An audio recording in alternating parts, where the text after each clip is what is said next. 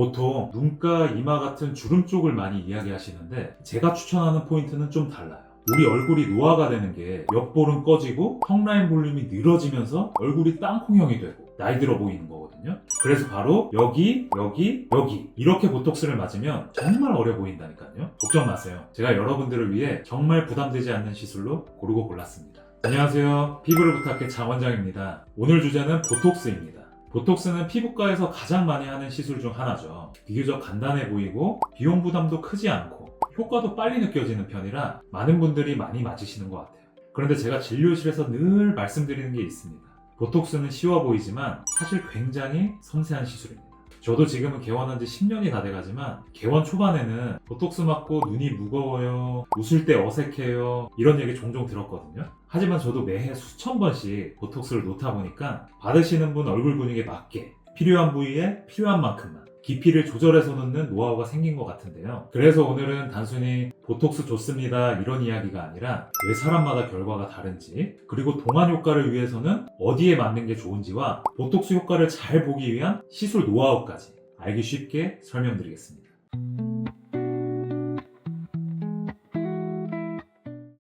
가장 궁금해하실 것 같아요. 그래서 어디를 맞으면 좋다는 거야? 어디를 맞아야 어려 보인다는 거야? 그쵸. 저는 동안 보톡스에서 가장 중요한 부위를 딱 세 곳으로 봅니다.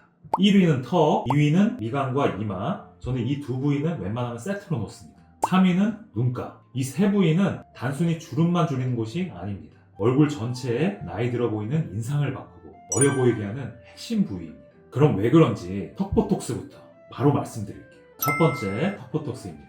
저는 턱 보톡스가 정말 중요하다고 꼽고 싶어요.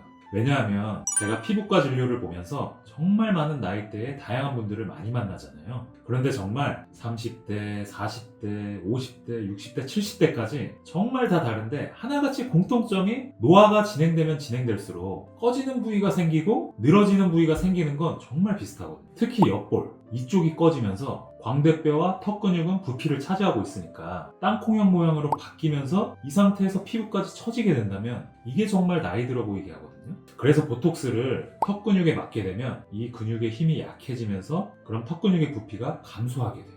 그럼 여기가 감소하니까 이 중안면에서 옆볼에서 하안면으로 이어지는 라인이 개선이 되면서 다른 사람이 내 얼굴을 봤을 때 정말 동안 효과를 주게 되거든요. 그럼 땅콩형 얼굴에서 다시 하안면이 개선된 젊었을 적 얼굴 라인으로 교정이 되는 거죠. 그런데 주의하셔야 될 게 있습니다. 턱 근육 자체가 광대뼈 아치에서 시작해서 아래 턱뼈의 외측면에 붙기 때문에 보톡스를 맞을 때 우리가 너무 옆볼 쪽에 치우쳐서 위쪽에 맞게 되면은 오히려 볼펜이 더 심해질 수도 있어요. 그래서 꼭 해부학적 구조를 잘 파악하고 정확히 놓아야만 제가 말씀드린 턱 라인이 개선된 느낌을 잘 받을 수 있습니다.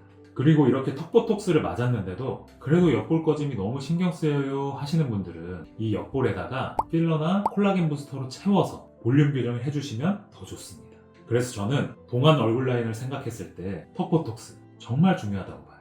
두 번째는 미간 이마입니다. 저는 이 두 부위는 세트로 놓는 편입니다. 왜인지는 이따 뒤에서 설명드릴게요. 우선 미간은 인상을 결정하는 부위라고 생각하시면 돼요. 제가 이렇게 하고 있으면 어때 보이시나요? 실제로 화가 나 있지 않아도 화난 것처럼, 또 피곤해 보이고, 그리고 좀 예민해 보이는 인상을 줄 수가 있거든요. 그래서 미간 보톡스는 찡그리는 힘을 줄여주는 시술입니다. 이 부위는 사실 만족도가 굉장히 높은 편이에요. 환자분들이 미간 보톡스를 받고 나서 이런 말씀을 많이 하세요. 원장님, 사람들이 인상이 부드러워졌대요. 화났냐는 말을 덜 들어요. 거울 볼 때 미간을 덜 찡그려서 좋은 것 같아요. 미간은 단순히 이런 주름 한 줄을 없애는 부위가 아니라 전체적인 인상을 부드럽게 만들 수 있는 부위입니다. 다만 미간도 주의할 점이 있습니다.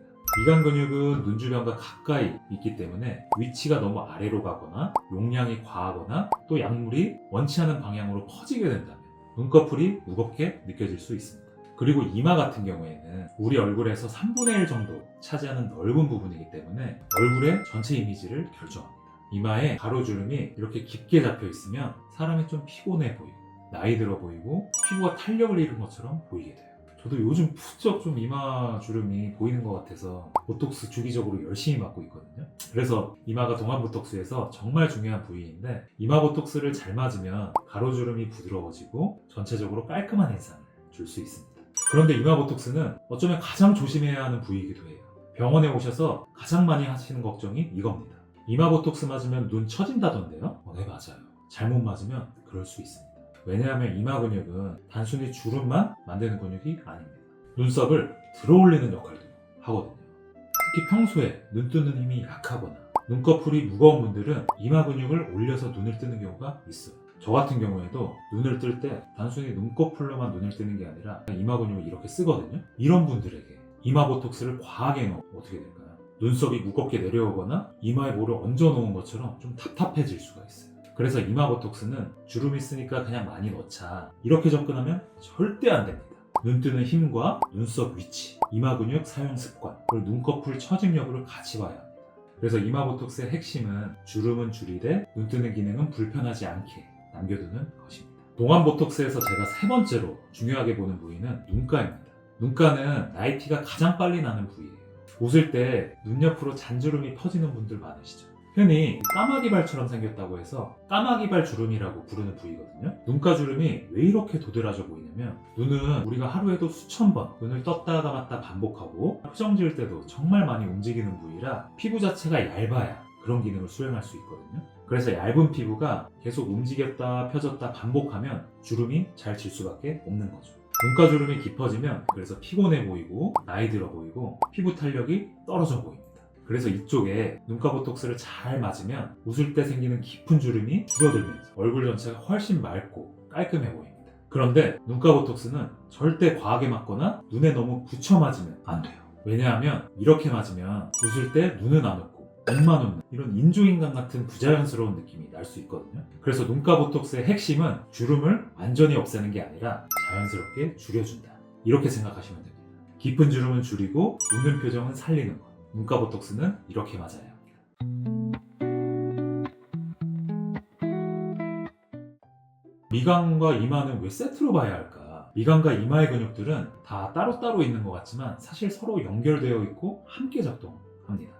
미간 근육을 추미근이라고 하고 이마 근육을 전두근이라고 하는데, 이 두 개는 상호 보완적으로 움직이기 때문에 한쪽만 보톡스를 맞으면 근육에 불균형이 생길 수 있어요. 예를 들어 미간만 보톡스를 놓고 이마는 하지 않으면 이마 근육이 계속 수축되면서 미간 주름이 쉽게 다시 생기거나 시술 효과가 감소할 수 있습니다.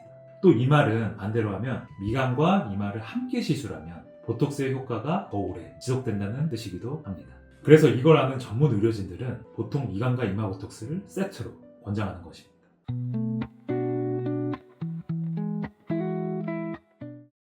여기서 중요한 이야기를 하나 드릴게요. 많은 분들이 보톡스를 이렇게 생각하세요. 그냥 주사 몇 방 맞는 거 아닌가요? 보톡스는 어디서 맞아도 비슷한 거 아닌가요? 그런데 그렇지 않습니다. 보톡스는 놓는 것 자체는 간단해 보여도 잘 놓는 건 굉장히 어렵고 섬세한 시술이에요.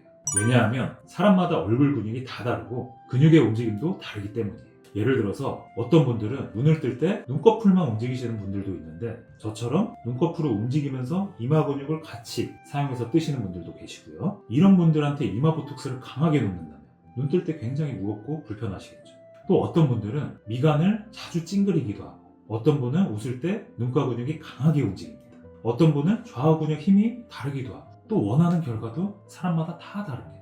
그래서 저도 보톡스를 놓다 보면 공식대로 똑같이 놓는 경우는 한 경우도 없는 것 같아요. 보톡스는 그 사람의 얼굴 근육을 읽고 필요한 만큼만 조절할 수 있어야 합니다. 그래서 가격보다 중요한 것이 시술자의 판단과 해부학적 이해, 그리고 정교한 테크닉입니다.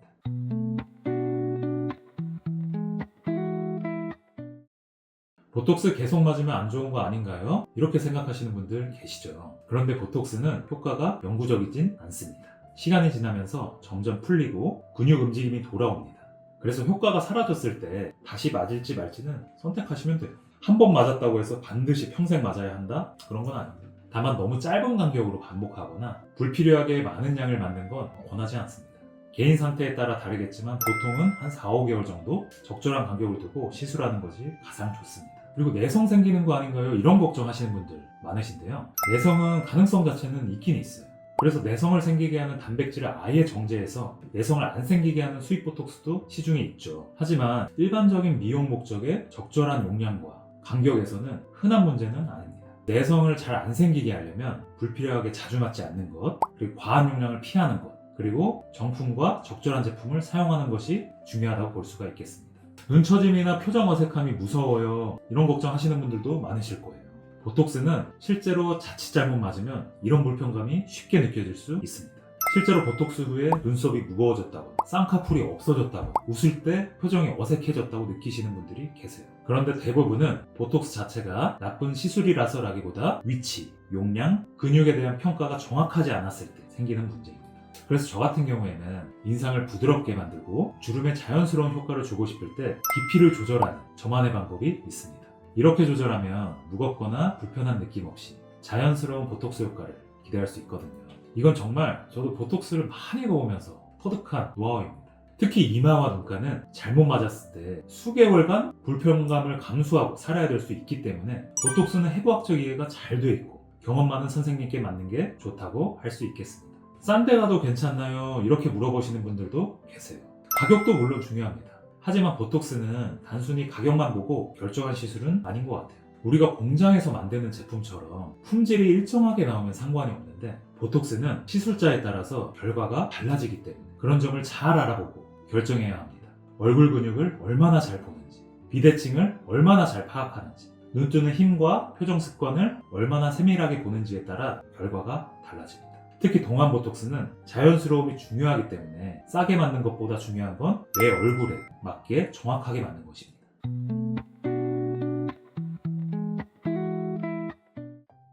마지막으로 제가 꼭 말씀드리고 싶은 게 있어요. 보톡스는 너무 무서워할 필요도 없지만 또 너무 좋아해서 과하게 맞을 필요도 없습니다. 주름을 완전히 없애려고 하면 오히려 인조인간처럼 얼굴이 부자연스러워질 수 있습니다. 우리는 표정을 지으면서 다른 사람들과 의사소통을 하고 있거든요. 그래서 웃을 때 눈가주름이 살짝 생길 수 있고, 놀랄 때 이마가 조금 움직일 수도 있고, 또 인상을 쓸 때 미간이 약간 움직일 수 있습니다. 이게 다 너무 막혀버리면 사람 얼굴이 오히려 어색해 보여요.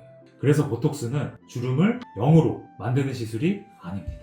과한 근육 움직임을 줄여서 더 편안하고 부드러운 인상을 만드는 시술이에요. 이런 방향성을 두고 나이대보다 어려 보이면 당연히 좋잖아요. 그래서 주름이 깊어진 뒤에 펴는 것보다 깊어지기 전에 예방하는 것이 훨씬 쉽고 결과도 자연스럽고 비용적으로도 효율적이기 때문에 이런 목적으로 봤을 때 정말 보톡스는 가성비 최고입니다.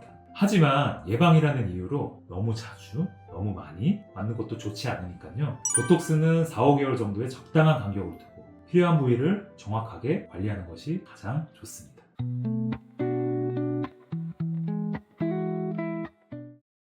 오늘 내용 정리해드리겠습니다. 보톡스는 근육 움직임을 줄여서 표정 주름을 완화하고 예방하는 시술이에요. 비교적 간단하고 회복 부담이 적고 비용 대비 만족도가 좋아서 인기도 많고, 하지만 동안 효과를 원한다고 해서 많이 맞을 필요도 없습니다. 제가 추천하는 동안 보톡스 핵심 세 부위는 턱, 이마 미간, 눈가입니다. 턱은 얼굴 라인을 어려 보이게 만들어주고, 미간은 인상을 부드럽게 만들어주고, 이마는 얼굴 전체 이미지를 정리해줍니다. 그리고 눈가는 나이티를 줄여주고요. 그리고 보톡스를 맞을 땐 내 얼굴을 가장 조화롭고 자연스럽게 만들어주는 위치는 어디인가 정확하게 파악해서 놓는 게 가장 중요합니다. 보톡스 고민 중이신 분들 또는 맞았는데 만족스럽지 않았던 경험이 있으신 분들에게 오늘 내용이 도움이 되셨다면 좋겠어요. 댓글로 궁금한 점 남겨주세요. 장 원장이 현실적으로 답변 드리겠습니다. 그리고 구독과 좋아요 꼭 부탁드리고요. 감사합니다.